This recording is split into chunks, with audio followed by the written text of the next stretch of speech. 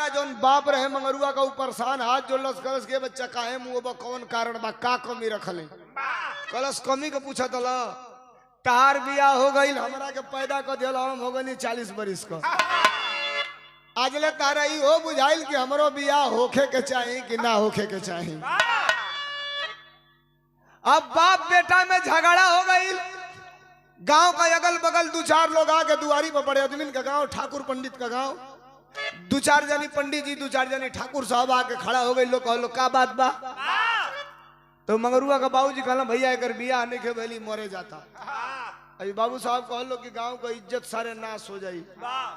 तो लोग कहल के एगो काम कर मंगरू तार बाप 40 बरिस ले बियाह ना कैल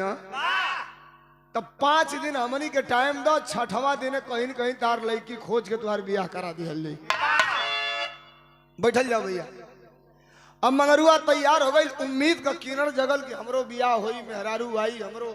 जिंदगी आराम से कटी। अगला दिने 2-4 जानी बाबू साहब लोग अपन मोटरसाइकिल अपन तेल भरावल लोग चल गए लो हितई न तई पता लगावल लोग एक कौने गांव में धोबी वाला सा तो ले जानी बाबू साहब ससुरारी गए वही जब पता चलल कि एगो धोबी बा बढ़िया घर बा के ओई दुआरी पर बोलवौला कहला ई बताई लइका एगो बढ़िया बा कोनो लइकी होखे तो बताई हमनी के बियाह कइल जाई।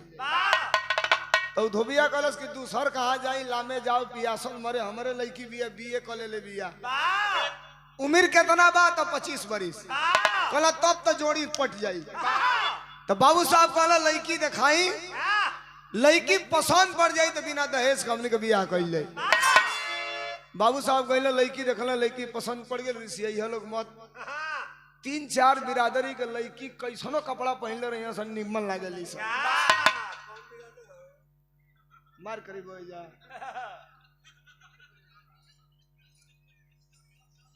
पहला नंबर नेटुआइनी का अरे चीजें है सब भाई नेटुआइन कैसनो कपड़ा पहनले रहे मुंह में अगर पान खैले बिया आ ढंग से एक बार हंस देला तो कितना जानी आई आई के गिर जाई लो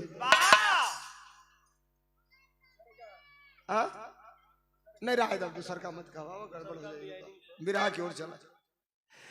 बाबू साहब लड़की देखला लड़की सुंदर रहे कहला देखा हमने के तोरे लड़की से बियाह कर लई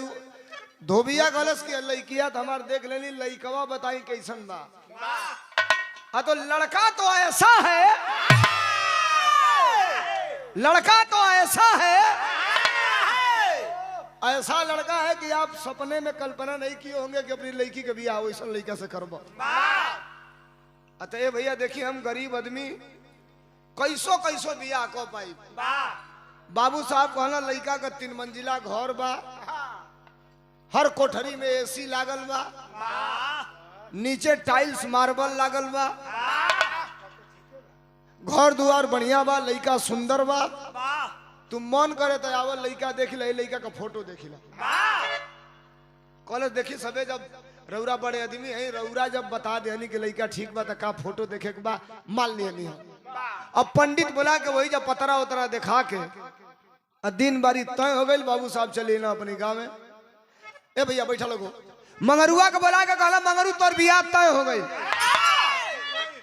मंगरुआ का बियाह तय हो गई तो फलाना तारीख के बारात लेके चले के बा लड़किया के बाप के बुलावल गई कि लड़कवा के देख ला लड़किया के बाप आयल तो बाबू साहब जोगाड़ लगौल कहला सारे अगर एक असली घर देख ली तो बियाह ना करी भाग जाई हम झूठ बोल ले बानी अपनी घरे कुर्सी लगवौला अपन कोट पैंट दिहला चश्मा दिहला मंगरुआ जूता कोट पैंट पहनलस करिया चश्मा आएंगे नचा के खनाक के मरलस आँखी में टंगरी पर टंगरी चढ़ा के बैठल हो धोबी आयल टूटई साइकिल से कहलस महाराज दमाद हमार कहाँ वाला तो देखिए सामने बैठा है ये भैया जब लड़का देखलस तो कहलस भाई देखी सबे पहले में कहता नहीं हम शौक ना पाई इतना बड़हन घर इतना सुंदर लड़का इतना बरतिया जाई बाबू साहब कहले भाई सुन हमने कहा अपन राशन पानी अपन हलवाई भेजल ले तोरी दुआरे पर भोजनवो हमने कर रही अपने